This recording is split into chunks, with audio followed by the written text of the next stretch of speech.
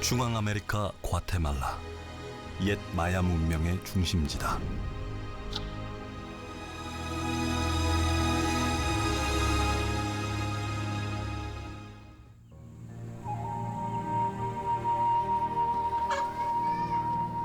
마야 원주민이 모여 사는 플란데 산체스 마을이 있다.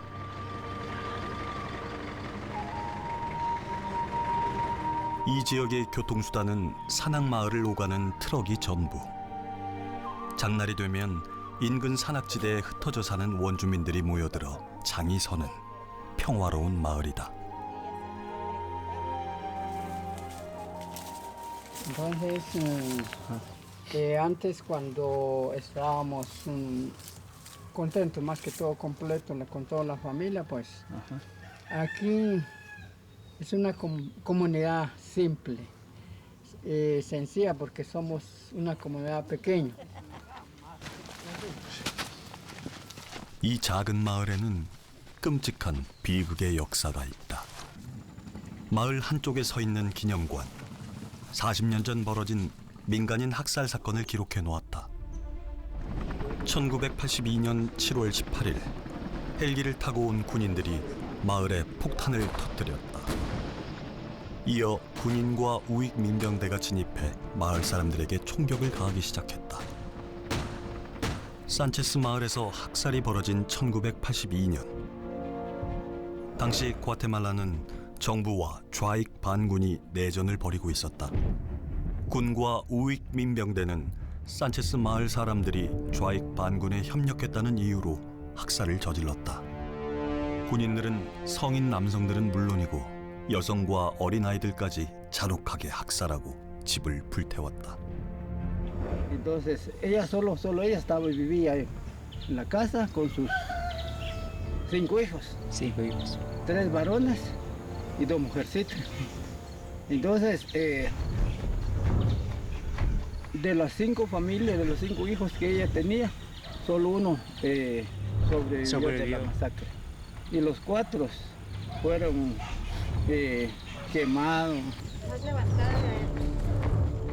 이날 벤자민 씨의 아내와 자녀들, 형수와 조카들이 학살당했다. 벤자민 씨 형제만 산으로 도망쳐서 죽음을 면했다. 이날은 마야인들의 장날이라 피해가 더 컸다. 군인들은 장에 왔던 사람들을 모아놓고 잔혹하게 살해했다. 268명.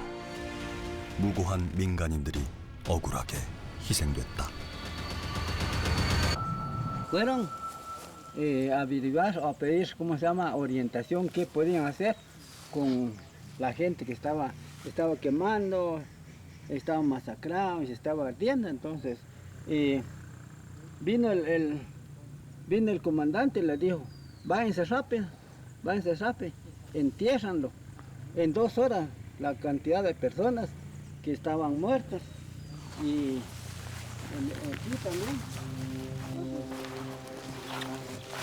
¿Cómo se llama?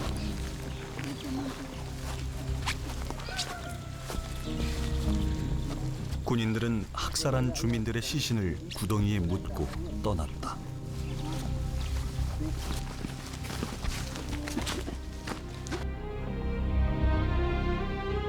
¿Dónde ocurrió masacre? Aquí, aquí, ahí donde está la capilla. 목숨을 건진 사람들이 돌아와 가족의 시신을 수습했다. 생존자들은 죽은 사람들의 이름을 일일이 기록하고 진상규명에 나섰다. 산체스 마을 학살 사건이 그나마 세상에 알려진 것은 일부나마 생존자가 있었기 때문이다.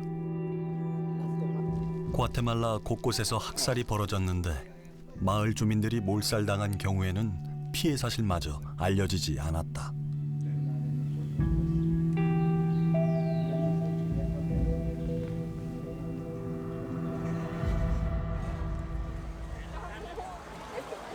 과테말라는 스페인으로부터 300년 동안 식민지 지배를 받다가 1821년에 독립했다. 하지만 빈부격차가 커지면서 좌우 갈등이 심해져 1960년부터 내전이 시작됐다.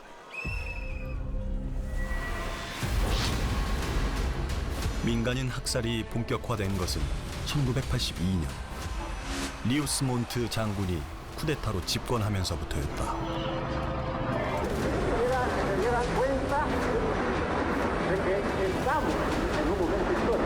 ¿Con el objeto de qué? De que en lugar de una bandera azul y blanco que esté ahí, esté una roja con una hoz y un martillo. 리우스몬트 장군은 본격적으로 반군 토벌에 나섰다. Por favor, señores de la subversión, tomen nota de lo siguiente. Solo el ejército de Guatemala debe tener las armas. Ustedes dejen las armas. Porque si no dejan las armas, nosotros les vamos a quitar las armas. Y oigan más, oigan bien, señores. No aparecerán más asesinados en las orillas de las carreteras. Se irá a fusilar a quien esté en contra de la ley. 군부는 원주민들에게 총을 지급하여 민병대를 만들게 했다. 반군과 맞서 싸우는 주민들에게는 콩을 비롯한 식량을 주겠다고 약속했다. 이른바 총알과 콩이란 정책이었다. 이때부터 군부만이 아니라 민병대가 학살에 가담했다. Uno de los problemas que tienen los indios es que los mismos guerrilleros los están matando. Ellos están quemando aldeas y asesinando a toda la gente porque están con nosotros. Ya se dieron cuenta que han sido engañados por los comunistas. Y entonces los guerrilleros lo que hacen es destruir las aldeas, pero nosotros no lo hacemos.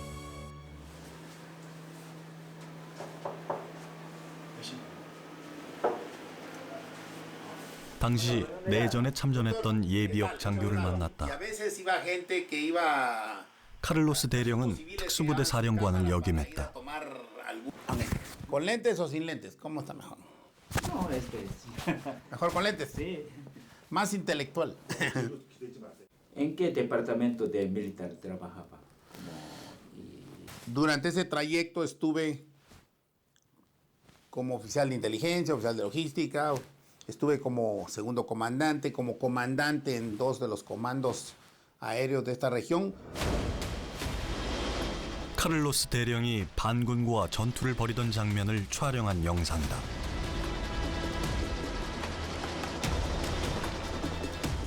대령은 리우스몬트 장군이 시행한 총알과 콩 정책이 효과가 좋았다고 회고했다. 우익 민병대의 활약이 컸다는 것이다. Pero el éxito del general Ríos Montt fue armar a la población civil, porque la guerrilla llegaba a las comunidades y los intimidaba, y se llevaba a los jóvenes y a los menores también. Entonces el general Ríos Montt les da un programa de fusiles por frijoles y les da armas y crean las patrullas de autodefensa civil, que eso fue algo muy inteligente por parte del general Ríos Montt. Vinieron los patrulleros aquí en este lugar. 군과 민병대가 작전에 나서며 내전이 격화됐다. 이들에 의해 학살된 민간인 피해자도 급증했다. 내전 기간 중 약 20만 명의 민간인이 군과 민병대에 의해 학살된 것으로 보고되었다.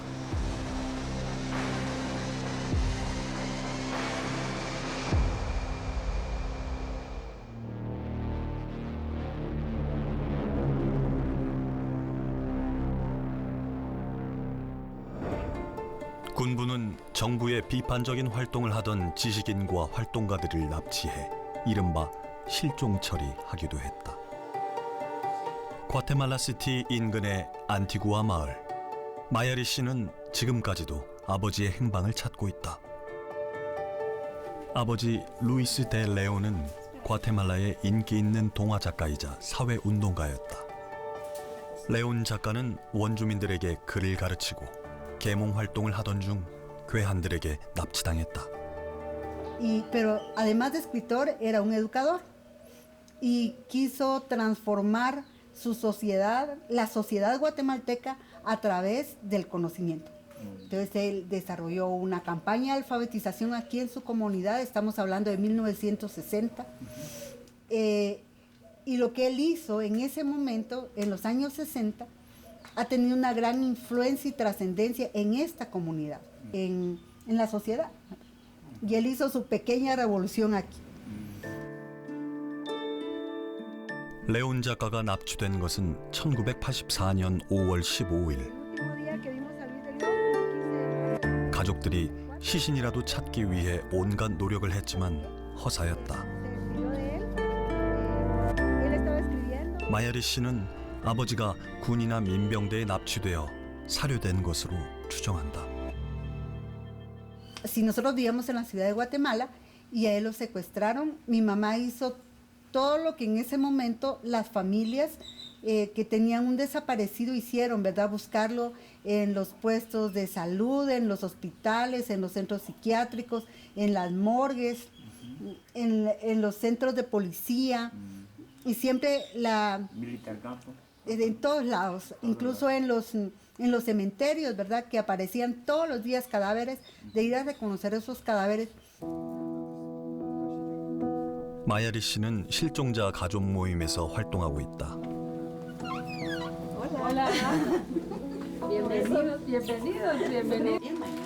과테말라 내전 기간 중 납치되거나 실종된 사람은 500여 명.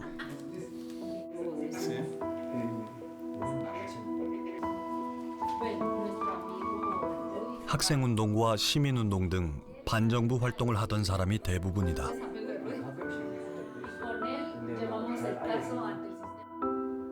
가족들은 실종자에 대한 진상규명과 책임자 처벌을 요구하고 있다. Por ejemplo, aunque no está ya vigente, ¿verdad? Pero yo no buscaría pena de muerte para ellos, no buscaría, o sea, penas drásticas como a manera de venganza, no. Entonces, necesariamente nosotros tenemos que, como un derecho humano, ¿verdad? A saber en dónde están nuestros familiares, a saber dónde están sus restos, porque definitivamente nosotros estamos convencidos, pues, ¿verdad? De que definitivamente ya no están vivos, pero sí, por lo menos tener la idea, ¿verdad?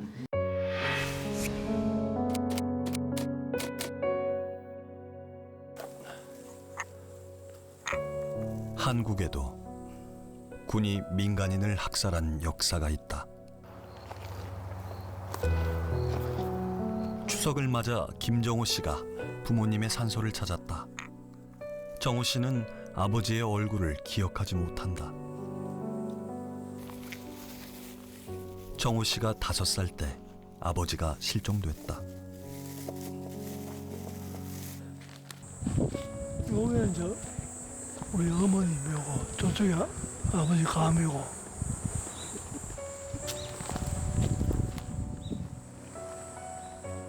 아버지의 무덤은 가묘, 즉 시신을 묻지 못한 빈 무덤이다. 아버지는 1950년 국민보도연맹 사건에 연루되어 경찰서에 끌려간 뒤 실종되었다. 정호 씨는 아버지의 시신조차 찾지 못해 빈 무덤을 만들어 놓고 제사를 지내왔다. 아버지가 그 이제 가입하게 된 동기는 그 산에서 내려온 사람들이 야간에 내려와가지고 제일 먼저 우리 집에 와가지고 양식부터 먼저 챙겨가는 거예요. 쌀과 뭐 된장이라든지 이런 음식을 제공했다 큰 그런 사유로 보도연맹에 가입하면은 죄를 안 묻겠다.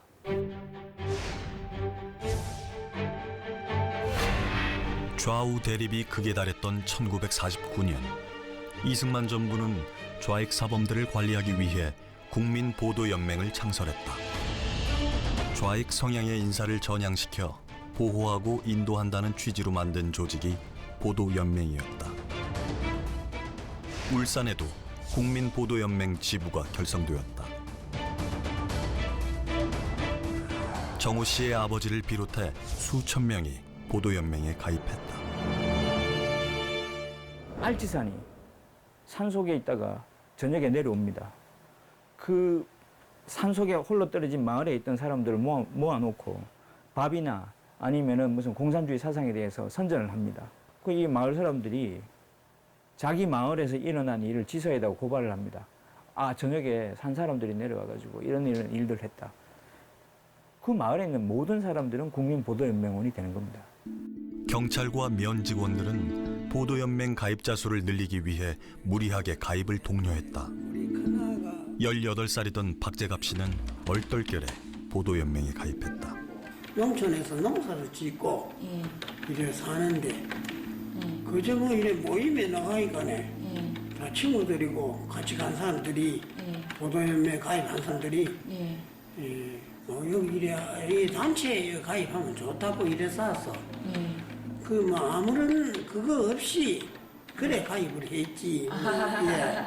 좋다고 그저 이 말만 해서 그래 가지고 가입을 한 겁니다. 다른 사람 다 가입했는데 왜 니는 안 하노? 나도 하려고 니도 해라 막 이런 거라. 이듬해 1950년 전쟁이 터졌다. 정부는 국민보도연맹원 일제 검속령을 내렸다. 좌익 인사를 보호하고 인도한다는 취지로 결성된 조직이었으나 전쟁이 터지자 적으로 간주한 것이다. 김필분 씨는 보도연맹원이던 남편이 끌려가던 장면을 지금도 생생히 기억한다. 문을 잠가놓고 못 나가고 한 거니 강령병에 뒤에 봉창문을 띄고 참 면에서 상관이 시킨 대로 하지 우리 마음대로 하나 가자. 저거를요 저래 될 줄 모르고 좋아가지고 아이고 우리는 저래 되면 며칠 일도 못 하고 이랬는데 막 이래 가가 막 좋은 병이 다쳐가 뭐 우리가 좀에 막 낫겠다 막 배급이라도 하면 줄란갑다 막 우리 그냥 이랬다 그요 아들 듣고. 울산의 보도연맹원들은 울산경찰서로 연행되어 조사를 받았다. 이들은 좌익활동 가담 정도에 따라 A, B, C급으로 분류되었다. 니는 병해진 뭐 했노? 뭐 했는지. 1차 조사 한 번 있었어. 과거에 빨갱이짓 했던 걸 이야기해라 이런 거죠? 예. 활동은 어떤 활동을 했노? 고문도 조금은 있었지. 이쪽으로 뽑혀갑니다. 당시 연행된 보도연맹원이 수천 명. 울산경찰서에 미처 수용하지 못해서 이곳 농협창고에 분산 수용했다. 아니 이게 들어서 붙지. 그때는 이보다 크게 이래 쭉 있었으니까 창고가. 한 20여 년 전에 6.25 전에 이제 보도연맹 관련자들이 여기에 이제 전부 다 우리말로 하면 소위 갇혀 있었다가 특히 여기에 있었던 사람들은 강동으로 많이 그 밤에 저 차에 싣고 가가지고 많이 처형을 당했다고 이래 이야기 들었어요. 밤이 되면 경찰이 학살 대상자의 이름을 불렀다. 이름이 불려 끌려나간 사람들은 다시 돌아오지 못했다.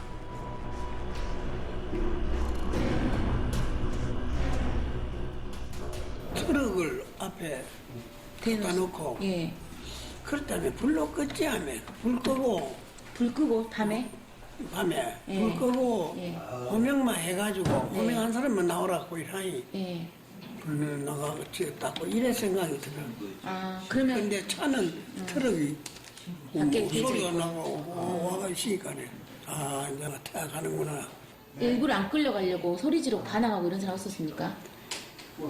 반항한 사람도 고용이 있었어. 그죠. 있어도 안 돼서 막 대답도 안 하고 있어도 결국 찾아내가지고 나가고 그런 일도 있었어. 화장실 푸는 대로 나가려고 빠진 사람이 있어. 그거를 변수에 빠져가지고 똥덤비가 돼가 그때 죽었어. 같은 마을 보도연맹원 중 가장 어렸던 박재갑 씨는 운 좋게 석방되었다. 함께 끌려갔던 마을 사람들은 대부분 처형당했다. 어머니가 좋아하셨겠네요. 어머니가 살아 돌아왔다고. 우리는 사실로 큰 뺄개이인데 저놈들은 뺄개이라고 완전히 인정을 하고 우리를 상대를 하는데 지금은 우리를 이거 위험물로 취급하고 있었거든. 그만은 사실이죠. 4.19 혁명으로 민주정부가 들어섰다. 울산의 국민보도연맹 피해자 가족들은 태화강변에서 대규모 시위를 벌였다. 실종된 가족의 행방을 알려달라고 요구했다. 보도연맹원을 처형장으로 실어 나른 트럭의 운전사가 양심선언을 했다. 트럭 운전사의 증언으로 학살 현장이 드러났다. 대운산과 반정고개였다. 소문을 들은 피해자 가족들이 학살 현장에 몰려들었다.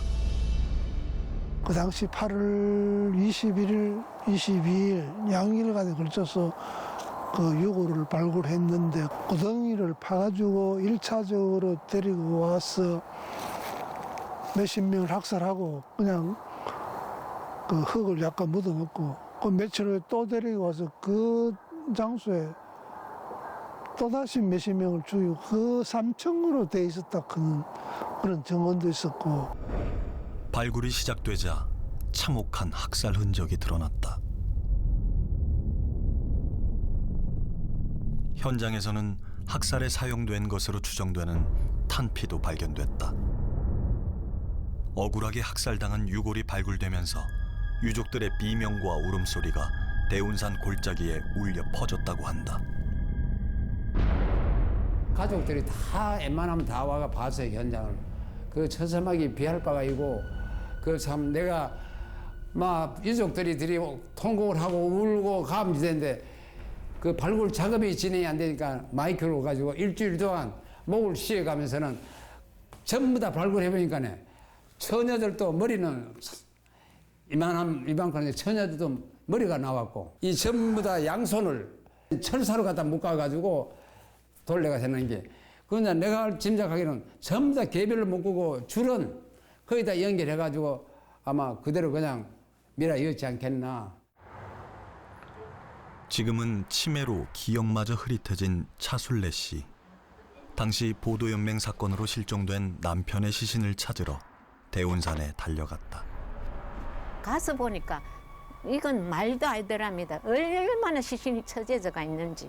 그러니까 아예 막 처음에는 그거 하다가 던져놓고 가만히에다가 뼈를 있는 대로 다 주담아갖고 그거를 하는데 우리 엄마하고 우리 할머니가 며칠을 다니면서 그 산에 가서 그 시신을 파는데 아침 먹고 가면은 하루 종일 파고 해가 지면 집에 오는데 완전히 사람이 파김치로 돼가 하루 종일 얼마나 울어가 눈은 퉁퉁 불어가 있고 이 몸은 만신차이가 돼가 그래 오면은 그래 많이 울고 와가 그날 그 했던 이야기를 집에 와갖고 식구들한테 해주더라고요. 그러고 또 다음 날은 또 가고.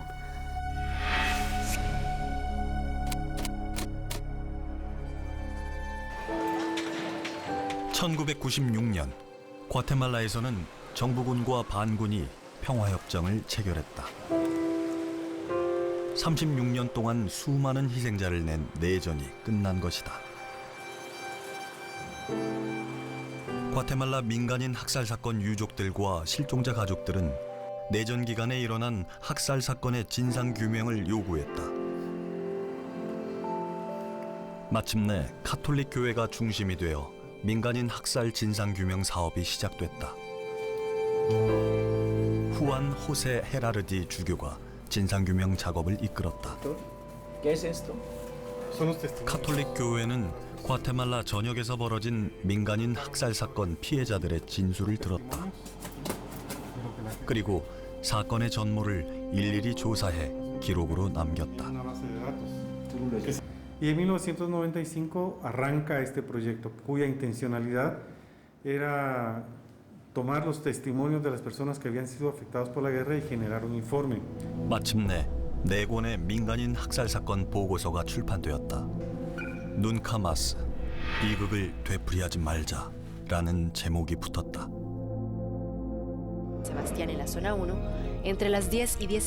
보고서가 출판된 지 이틀 뒤 진상조사 사업을 주도했던 후안 호세 헤라르디 주교가 피살됐다. 호세 주교는 자택의 주차장에서 괴한들에게 습격을 당해 사망했다.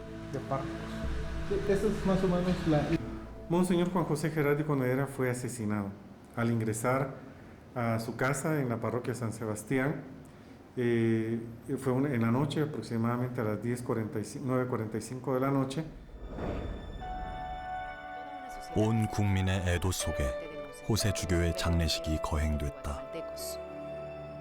El asesinato de Monseñor Gerardi es una agresión despiadada contra. 호세 주교를 살해한 배후 세력은 당시 정부였던 것으로 드러났다.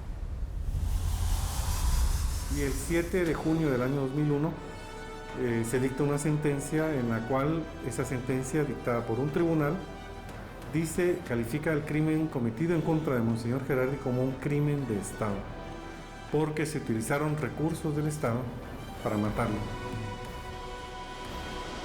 후세 주교가 민간인 학살 사건 진상 규명 사업을 벌였을 때 군부는 불만이 많았다고 한다. Que hacen los pobladores de ese tiempo que fueron invitados a llegar a las arquidiócesis aquí en Guatemala, y ahí estaban ellos sentados, los señores tecleando, llegaba el ciudadano a contar una historia que a él le había pasado por tal lado y que habían matado a tantas gentes. El otro la escribía, la arreglaba y adiós. Ese fue el REMI. No está comprobado, no está verificada la información. De muertes se lo cargan al ejército y el 5% a la guerrilla, ¿no? Sí. O sea, imagínate. Entonces... no es correcto. Sí. Es injusto, ¿por qué? 하지만 군부가 학살을 주도한 증거가 속속 드러났다. 치말 테낭구에 있는 꼬말라바 마을. 내전 당시 군부대가 주둔했던 곳이다. 이 부대에서 민간인들을 납치해 고문하고 학살했다는 의혹이 제기되었다. 과테말라 검찰의 지휘 아래 발굴 작업이 시작됐다. 군부대 참호에서 229의 시신이 발견됐다. 납치당한 뒤 실종되었던 반정부 인사들이 군부에 의해 학살됐다는 사실이 입증되었다. 시민들은 학살이 벌어진 군부대 터에 희생자를 추모하는 공간을 조성했다. 기억의 공간이라는 이름을 붙였다. Cuando acá se encuentran restos de personas, porque después de hacer más de 1.500 trincheras exploratorias, se encuentra que 53 fosas tienen restos de personas, tienen osamentas. Se encuentran 220 osamentas como el número mínimo de individuos que podemos dar fe de que existen en este lugar. 기억의 공간에는 피해자들의 이름을 새겨놓았다. 참혹한 비극을 다시는 되풀이하지 말자는 의미라고 한다. 진상 규명에 이어 학살자에게 책임을 묻는 재판이 시작됐다. 시민들은 산체스 마을 사건 등 대규모 학살 사건을 주도한 군인들을 속속 법정에 세웠다.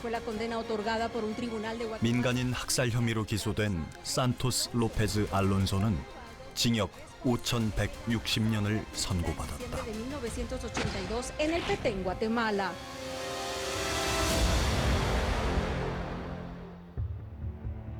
5,160년이란 천문학적인 징역형이 대체 어떻게 나온 것일까?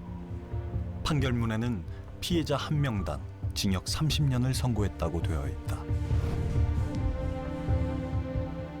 Se condenaron a 6 patrulleros de autodefensa civil a más de 6.000 años de prisión. Esto porque en el momento en que ocurrió la masacre estamos hablando de más de 382 víctimas y el Tribunal de Sentencia consideró que no era pues de dejar una sola víctima sin que fueran condenadas las personas, y por esa razón la cantidad de años que impuso el tribunal a cada uno de los responsables. 민간인 학살 혐의로 기소된 또 다른 군인은 6,060년 징역형을 선고받았다.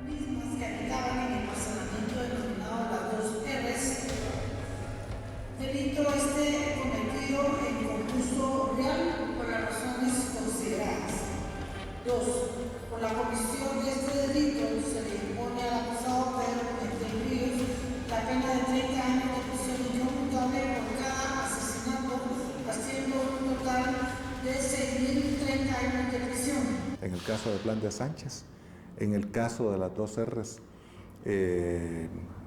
llevaron a todas las personas a salones grandes dentro de la comunidad donde los tuvieron retenidos durante muchas horas, días incluso, y fueron matándolos de uno a uno. O sea, hubo muchísima hazaña, muchísima brutalidad en este tipo de casos.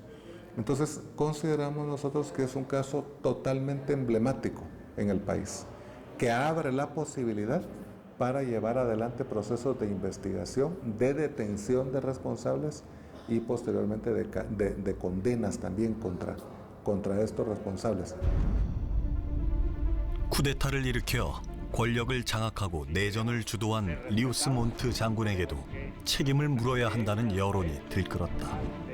마침내 리우스 몬트 장군이 청문회에 나왔다.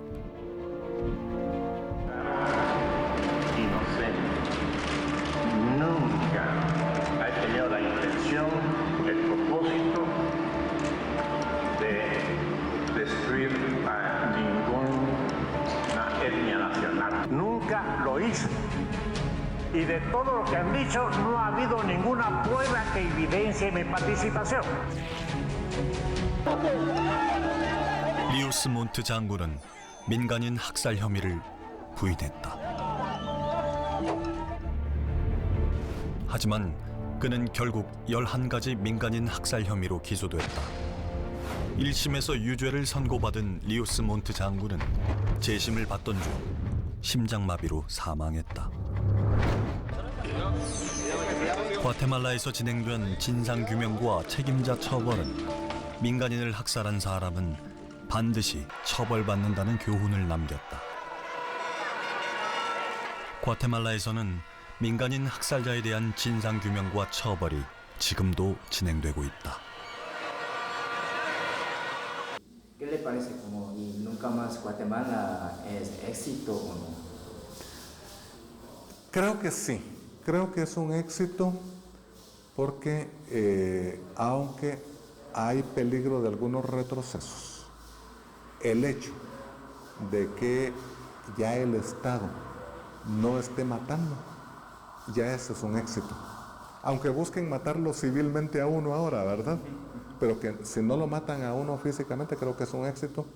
Y en ese sentido creo que todo este proceso que hemos llevado durante décadas ha sido muy satisfactorio.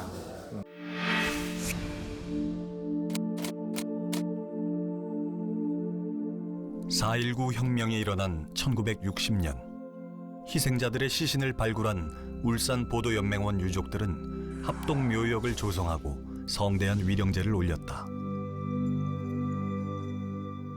밤에 그 제상을 차려놓고 촛불로 켰는데 그 촛불을 끄지 마라. 어두운데 아버지가 오늘 이렇게 못 올 수 있어요. 끄지 마라. 촛불을 끄지 마라. 그런 기억이 남아있어요. 그런데 1년 뒤 군부가 5.16 쿠데타를 일으켜 권력을 장악했다.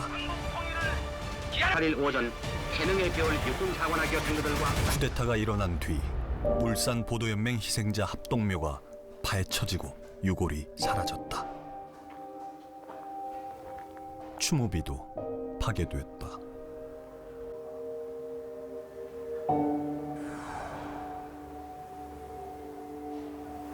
그 이듬해 5.16 쿠데타가 일어나가지고 그 쿠데타 세력들이 그 지도세도 모르게 하루아침에 묘를 없앴는데 그 없애는 걸 아무도 몰랐어요. 그건 군사작전 하듯이 그렇게 묘를 없애고 유골을 없애버렸는데 거기 1,000몇백 명이 그 유골이 이름까지 다 있었는 거야. 지금 그 흔적도 없어. 다 파체포. 그 누가 그랬는지 그것도 아직 못 밝혀 있는 그런 사이야.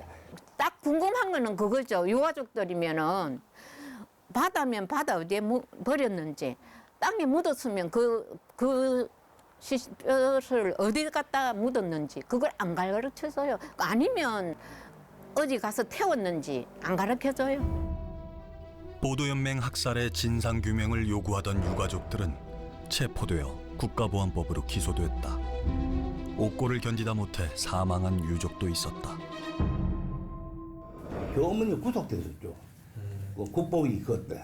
유족회 활동을 했다고요? 유족회 활동했다고. 그 목적, 뭐 방법, 뭐 이런 것에 대해서. 그래가지고 8개월 동안 8개월 동안 국보에 갇혀 있다가 나왔어요. 그때 우리 어머니가 나이가 54살 때였는데 나오가면 뭐 완전히 병이 들어가면 그래가지고 꼬랑 누가 있다가 죽었죠. 살아남은 유족들은 사찰을 당했다. 연좌제가 적용되어 사회활동에도 큰 제약을 당했다. 연좌제가 나 무려 40살 때까지 거기 있었지. 그러니까 아무것도 못하는 기라.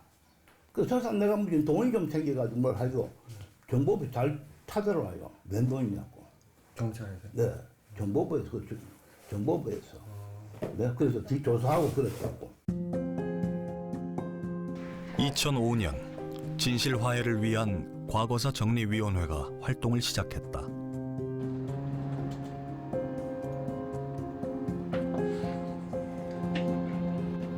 위원회는 울산 보도연맹 사건을 제1호 사건으로 조사한 뒤 울산 보도연맹 피해자들이 국가의 불법 행위로 부당하게 희생되었다고 결정했다.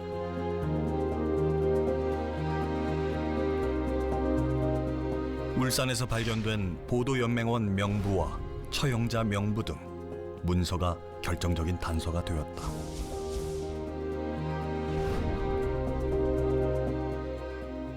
울산은 아주 오랫동안 장기간에 걸쳐서 계속적으로 연예인 구금을 하였고 이제 처형을 오랫동안 진행한 곳인데요. 사실은 봤을 때 처형할 이유가 사실은 저희가 봤을 때 없는 것이죠. 다만 이제 이승만 대통령 입장에서는 이들이 그냥 두었다가는 전쟁이 질지도 모른다는 뭐 압박감도 있었을 것이고 이들을 계속 놔두어서는 안 된다라는 이런 압박감 등이 있었던 것으로 생각이 됩니다. 그렇지만 울산은 끝까지 뭐 인민군이 점령하지는 않았던 지역이었죠. 그래서 더 아쉽게 생각이 됩니다. 울산 보도연맹 유가족들은 국가를 상대로 손해배상 소송을 제기했다. 2012년 8월 27일 승소 판결이 나왔다.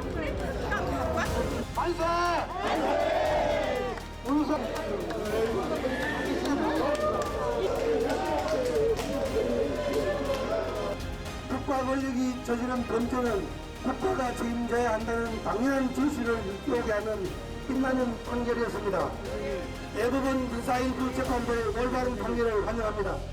전시라도 군법 재판에 의해가지고 사람을 죽이든지 해야 되는데 그런 절차 없이 죽였기 때문에 국가의 책임이다. 결론적으로 뭐 그렇게 해가지고 유족들에게 피해 보상을 하라. 그런 취지였어요. 그런 취지였는데 지금 아버지 생각나는 생각은 많어. 생각은 많어. 내가 아버지 부끄러워가 지하도 한 번 못 하나 봤. 아버지 목숨과 엄마 위자료 이래 해갖고 1억 2천 나왔고 이게 우리 아버지 목숨값이다 싶은 거. 이기긴 이겼지만 눈물 났대요.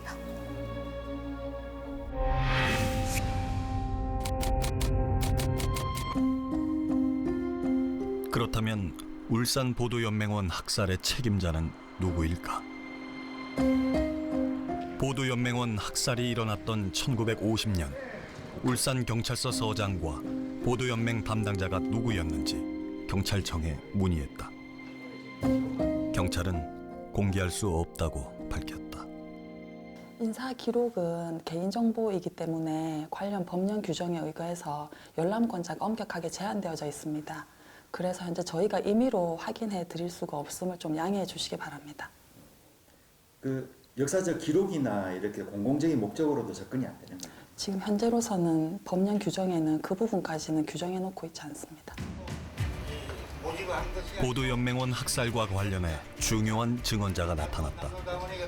한국전쟁 당시 헌병대 상사로 근무하며 보도연맹원 학살에 직접 관여했던 김만식 씨였다.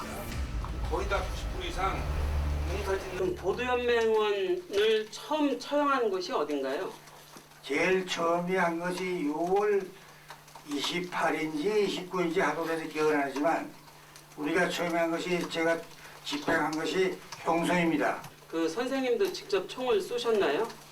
저도 직접 쏘고 제가 거기 총살 총 책임자였습니다. 김만식 씨는 CIC, 즉 군 방첩부대가 보도연맹원 학살을 주관했다고 증언했다.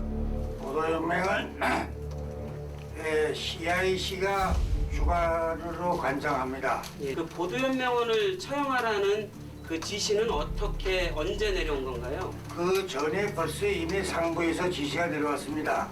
보도연맹은 적이다.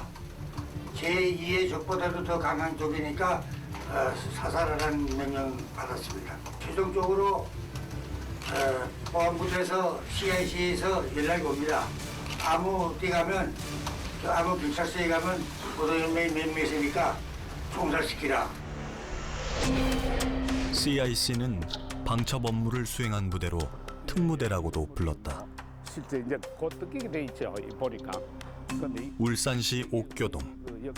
한국전쟁 당시 방첩부대가 주둔했던 건물이 지금까지 남아있다. 그 교육시가 이제 여기 시청이 옮겨오고 이랬으니까 대단한 그 울산경찰서에서 이곳으로 인계되어 처형된 보도연맹원도 있었다. 아주 뭐 형편없는 건물이지. 그런데 무시무시한 곳이요. 흥농대가 잠시 그 머물렀던 것 같아요. 그래가지고 주둔해가지고 또 보도연맹 때문에 잡혀온 사람들도 많고 그런 사람들을 그 신문을 했는데 그걸 이제 1차적인 것은 그 울산 경찰서에서 했고 또 그 중에서도 중범죄자들은 여기서 신문을 한 거로 밝혀지고 있어요. CIC는 오늘날 국군 방첩사령부로 이름이 바뀌었다. 1950년 보도연맹원 학살 사건을 주도한 CIC 울산 지구대 책임자는 누구였을까? 방첩사령부에 한국전쟁 당시 CIC 울산 지구대 책임자의 인적 사항을 문의했다. 부존재, 즉 자료가 존재하지 않는다는 답변이 왔다. 부존재가 없다는 말씀, 없다는 겁니다. 자료가. 아, 자료가 없다고요? 네네네. 근데 어떻게 군인 명부가 없지요? 그러니까 원본이 없다는 말씀인가요? 원본이 됐든 사본이 됐든 그때 관련 자료가 있으면은 해 부서에서 있다고 판단해서 보냈을 거고 없으면 없다고 왔기 때문에 저는 부존재를 나간 겁니다. 군도, 경찰도 울산에서 보도연맹원을 학살한 책임자가 누구인지 공개하지 않았다. 또한 군과 경찰이 유가족에게 사과한 적도 없었다. 실제로 경찰이 우리한테 유족들한테 사과를 한 일 없어요.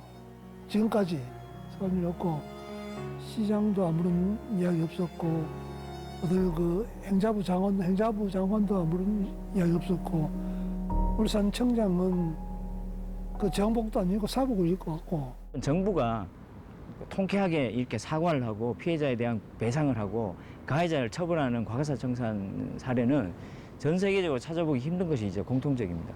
그러면 시민사회가 약진할 수 있는가 없는가의 문제는 그 지역 사회의 사회 구조의 문제라고 볼 수 있는데 과테말라는 어느 정도 그래도 그러한 것들을 이제 할 수 있는 자율적인 분위기가 약간 있었고요. 하지만 한국 사회는 굉장히 과거사 청산을 해야 되는 중요한 적전 시기인 1960년대부터 2000년까지 약 40년 동안 거의 모든 일을 할 수 없게끔 사회 구조가 만들어져 있었기 때문에 아무 일을 할 수가 없었다는 거죠.